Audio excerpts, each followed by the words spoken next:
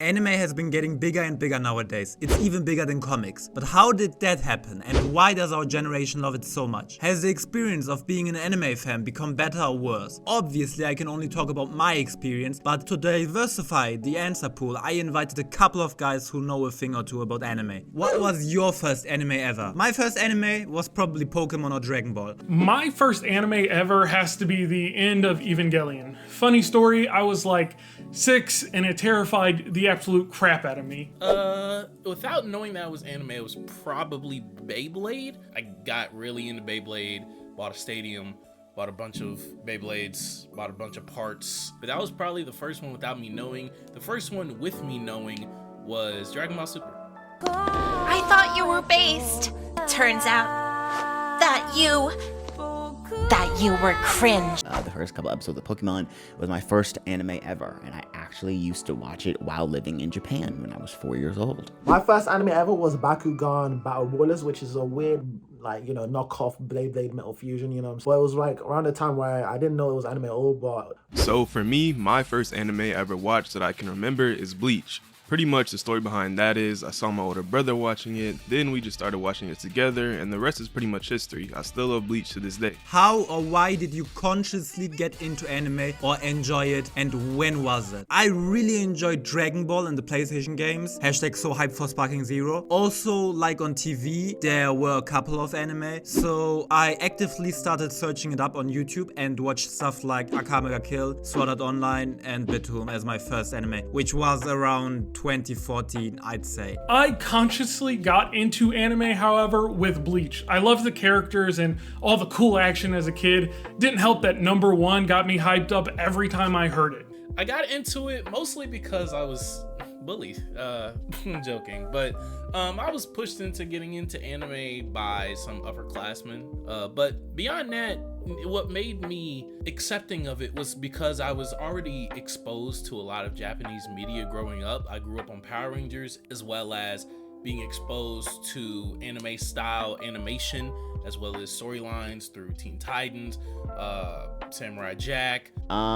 So it was kind of the early 2000s where I fell in love. And when I mean fell in love, I mean fell in love with Inuyasha. It was my first anime obsession. Me and my sister would record episodes of Inuyasha on VHS tapes. And then from there, it just grew. As for before Inuyasha, I would watch things like Digimon, Yu-Gi-Oh, etc., but I would include them in cartoons, right? But after Inuyasha, that was like, this is anime.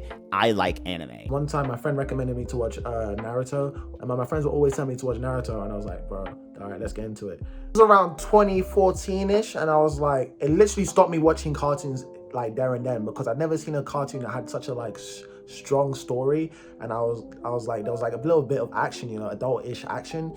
As far as the first anime I started with when I knew what anime actually was, had to be Psycho-Pass. I assume this is around 2014 or so, somewhere around the time it released. But yeah, that was the first one. How did your consumption change? I'd say I became much more of a seasonal watcher, so checking out what's hot right now instead of what I found on some random top 10 anime opening list. Also, I noticed that it got much harder to watch many episodes because I remember eating up a 24 episodes show as a kid in like a couple of days. Now watching a few episodes is hard for me, either because my attention span is fucked or because of time. My consumption of anime changed over time through just becoming more calculated and less predicated on what other people was watching or what was just happened to be airing, if I did have cable, and it became much more dictated on what I wanted to watch, my personal tastes and how they would grow over time. It became more seasonal based as well over time, as opposed to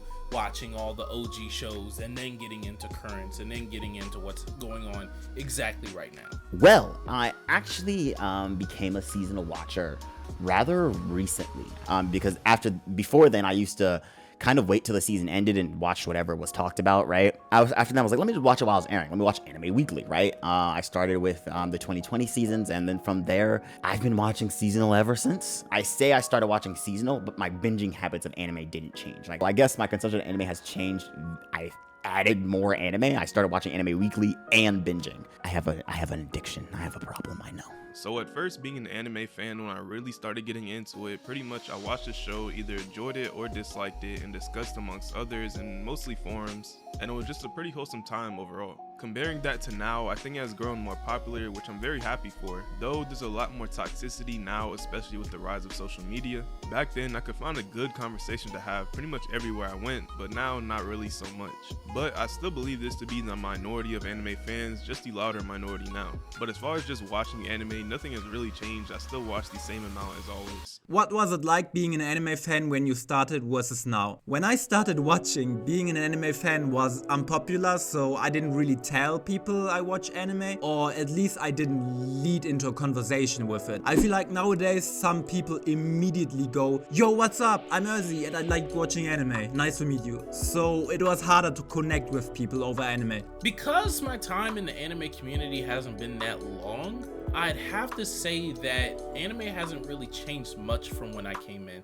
I came in when Dragon Ball Super, Boruto, Attack on Titan, and My Hero were gaining popularity, and honestly, since I've been watching anime's only gotten more and more popular. I guess you could say I'm a trendsetter, kind of. I'm pretty sure a lot of people are gonna say this.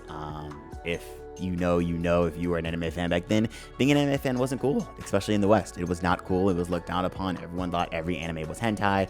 Yeah, you had like the cringe people doing Naruto runs in the hallways.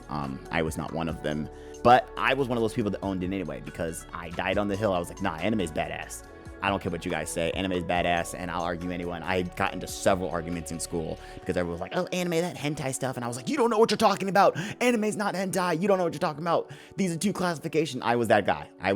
And I'm still that guy. How did you get into the anime community, and what's good or bad? I watched some creators on YouTube, but I never connected with people after watching a Gigok video. I feel like the best way of connecting is probably Twitter. Even then, at the start, it was kinda hard because you don't know anyone, and most anime accounts on Twitter are just bots trying to farm interactions. I guess I got lucky to get invited into a group chat with other anime creators, and I got to know even more people. And now I have a bunch of people to invite to a video like this. I actually got into the anime community when I joined Twitter around 2018. I really was just live tweeting my read through of One Piece, and everything came after that. You see a lot of annoying and very weird people within the community, but for every one of those, you meet someone that's really cool and easy to vibe with. Lots of stupid takes from people who think they know it all. The only negative thing about the anime community, even though the anime community is lit still, bro, the only negative thing about the anime community is like sometimes they take things too seriously. Like, we get it, you've grown up with this anime, you're gonna probably die with this anime, and like when you say something like, yo, this shit sucks, bro, they'll be on your neck, bro. But yeah, man, that's, I'll say people taking shit too seriously when it's just a fucking cartoon at the end of the day. Sorry, bro, it's anime. I got in through Nuxtaku. The positive of that is that I was able to meet other up-and-coming creators and just figures and people who got into newer shonen, similar to other Nuxtaku viewers, as well as some of the content that he made, and other aspiring either creators, writers, or just people who wanted to diversify their palette in terms of the anime that they watched. The negative, I got in through Nuxtaku. When was the peak of being an anime fan? Those Roof Piece chapters, and especially live reading GF5 in 2022, was the best media experience I have ever had in my life. I cannot describe the hype I felt reading a chapter the minute it dropped. Alright, so the peak to be an anime fan to me is 100% in the 2000s. There are countless amount of anime I watched later on and realized how good people had it back then. Obviously, I can't name a list right now, but just look up the best anime from the 2000s and tell me I'm lying. Personally, from my top 10 alone, there's about 8 just from the 2000s. I have to just say 1 year, and it's 2019 is when it was dropping Demon Slayer, Vinland Saga, Promised Neverland, and Doctor Stone. All 4 of them animes 8+, bro. And it was lit. 2019 was the year. That's what I'll say. That was when it was peak to the anime. Now it's alright. It's still good, but peak was 2019, bro. I'll be honest. From my perspective, probably right before COVID, 2018, 2019, if not going a little bit before then. You were still riding off the highs of the endings of the big 3, as well as if you watched content, you watched YouTube, there were so many different styles of videos that you could watch. Anime in minutes, video essays, commentary. Still, the community was rooted in nicheness, and it wasn't hitting the levels of popularity that it's hit now. Now is the peak time to be an anime fan. There are so many of us and so many anime to watch. Then you can go online and find your group to geek out over it. I know a lot of people are nostalgic for older anime, but now is the best time to be a fan. Anime is such a unique medium. I say this all the time in my videos. I say this all the time in collabs. I say this all the time online. Anime has this unique characteristic to take weird and wacky concepts and ideas and turn them into impactful messages.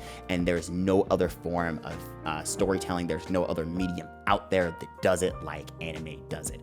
Because when you get community moving shows like a Frieren, like a Vinland Saga, like when you get community moving shows that come out like that where everyone's watching and enjoying and having a good time, and episode from episode, week to week, we're coming back and just drooling over this show, it's just like, it's a really, you had to be there. And I think that's the peak of being an anime fan. What shows do you look forward to? I personally am really looking forward to a solid Berserk adaptation, Vinland Saga Season 3, and please give me the Witch Hat Atelier anime. That's all though. Papa Traffy, out. Only one show I'm looking forward to is one I've been waiting since I was like 16, 13, bro. This nigga just doesn't stop the hiatuses, bro. One show I'm excited for is Hunter x Hunter when it makes its fucking return. This guy's finally upped off his wheelchair and started drawing, man. Hunter x Hunter's on its way, baby. Alright, that's the only show I'm looking forward to, like, yeah. Hunter x Hunter, peace. And finally, the show I am most looking forward to is Lazarus. I recommend y'all go look up what it's about, but the creator of Samurai Champloo and Cowboy Bebop is involved, so you know it has to be fire.